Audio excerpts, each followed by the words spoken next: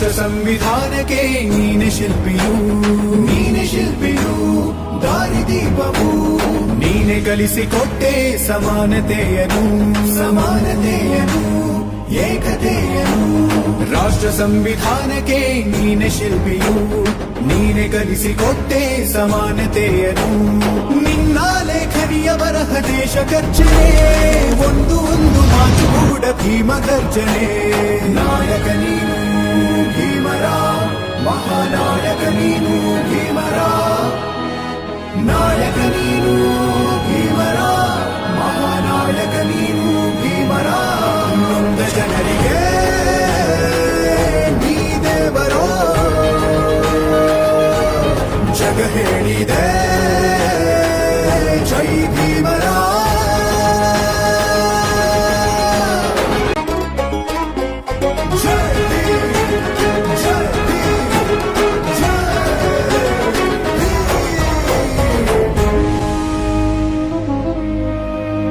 ಸಂಕಟದಲ್ಲಿ ಬಂದೆ ಆಗಿ ಆಧಾರ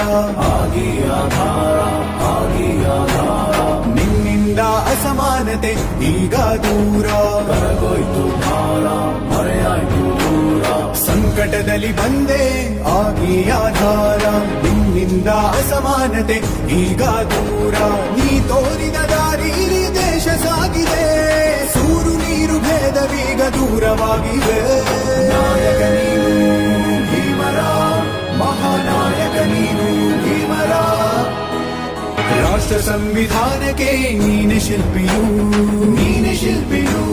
ದಾರಿದೀಪವು ನೀನೆ ಕಲಿಸಿಕೊಟ್ಟೆ ಸಮಾನತೆಯನು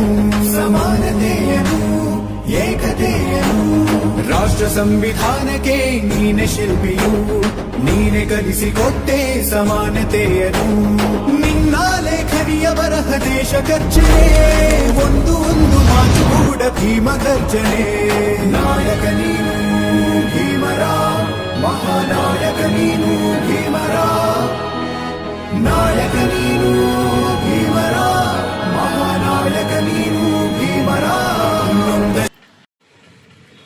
ನಮ್ಮ ಮೈಸೂರು ಜಿಲ್ಲಾ ಅಮರಶಿಲ್ಪಿ ವೇದಿಕೆಯ ಎಲ್ಲ ಪದಾಧಿಕಾರಿಗಳು ಮೊದಲನೇದಾಗಿ ವಂದಿಸುತ್ತಾ ಈ ದಿನ ಅಂಬೇಡ್ಕರ್ ಅವರ ಜಯಂತಿಯನ್ನು ನಮ್ಮ ಮೈಸೂರು ಜಿಲ್ಲಾ ಅಮರಶಿಲ್ಪಿ ವೇದಿಕೆ ಕಚೇರಿ ಸರಳವಾಗಿ ಆಚರಿಸಲಾಯಿತು. ಈ ವಿಷಯವಾಗಿ ಒಂದೆರಡು ಮಾತುಗಳನ್ನು ಅವ್ರ ಬಗ್ಗೆ ಅಂಬೇಡ್ಕರ್ ಅವರು 1891 ಏಪ್ರಿಲ್ 14ರಂದು ತಂದೆ ಸತ್ಪಾಲ್ ತಾಯಿಮಾಬಾಯಿ ರವರ ಮಗನಾಗಿ ಮಧ್ಯಪ್ರದೇಶದ ಮಾಹು ಎಂಬ ಪುಟ್ಟ ಗ್ರಾಮದಲ್ಲಿ ಜನಿಸಿದರು. ಇವರು ಮೂಲತಃ ಮಹಾರ್ ಎಂಬ ಪಂಗಡಕ್ಕೆ ಸೇರಿದವರು. ಅಂಬೇಡ್ಕರ್ ಅಸ್ಪೃಶ್ಯತೆಯಿಂದ ಶಾಲೆಯಲ್ಲಿ ತೀವ್ರ ತಾರತಮ್ಯ ಅನುಭವಿಸಿದರು. ಮುಂಬೈನ ಇನ್ಸ್ಟಿಟ್ಯೂಟ್ ಆಫ್ ಕಾಲೇಜಿನಲ್ಲಿ BA ಪದವಿಯನ್ನು ಪಡೆದರು. 1915ರಲ್ಲಿ ಅರ್ಥಶಾಸ್ತ್ರದಲ್ಲಿ MA PhDಯನ್ನು ಕೊಲಂಬಿಯಾ ವಿಶ್ವವಿದ್ಯಾನಿಲಯದಲ್ಲಿ ಪಡೆದರು. 1917ರಲ್ಲಿ MSc PhD ಪದವಿಯನ್ನು ಎರಡನೇ ವಿಶ್ವವಿದ್ಯಾನಿಲಯದಲ್ಲಿ ಪಡೆದರು. 1947ರಿಂದ 1951ರವರೆಗೆ 3 ವರ್ಷಗಳ ಕಾಲ ಭಾರತದ ಮೊದಲ ಕಾನೂನು ಮಂತ್ರಿಯಾಗಿ ಕಾರ್ಯನಿರ್ವಹಿಸಿದರು. 1947ರ ಆಗಸ್ಟ್ 29ರಂದು ಸಂವಿಧಾನ ರಚನೆಯ ಅಧ್ಯಕ್ಷರಾಗಿ ಆಯ್ಕೆಯಾದರು. ಅವರ ಅಧ್ಯಕ್ಷತೆಯ ಅವಧಿಯಲ್ಲಿಯೇ 1950 ಜನವರಿ 26ರಂದು ಸಂವಿಧಾನವನ್ನು ಜಾರಿಗೆ ತಂದರು. ಆ ಮಹತ್ವದ ದಿನವನ್ನು ಇಡೀ ದೇಶದಲ್ಲೆಲ್ಲ ಗಣರಾಜ್ಯೋತ್ಸವ ಅಥವಾ ಇಂಡಿಪೆಂಡೆನ್ಸ್ ಡೇ ಎಂದು ಕರೆಯಲ್ಪಡುತ್ತದೆ. ಇಂತಹ ಮಹಾನ್ ವ್ಯಕ್ತಿಯನ್ನು ಇಂತಹ ಸಂದರ್ಭದಿಂದ ಆಚರಿಸುತ್ತಿರುವುದು ನಮ್ಮೆಲ್ಲರಿಗೂ ಸುಖ ಸಂತೋಷ ವಿಚಾರ. ಇಂತಹ ಮಹಾನ್ ವ್ಯಕ್ತಿಗಳು ಮತ್ತೆ ಪ್ರಪಂಚದಲ್ಲಿ ಹುಟ್ಟಿ ಬರಲಿ.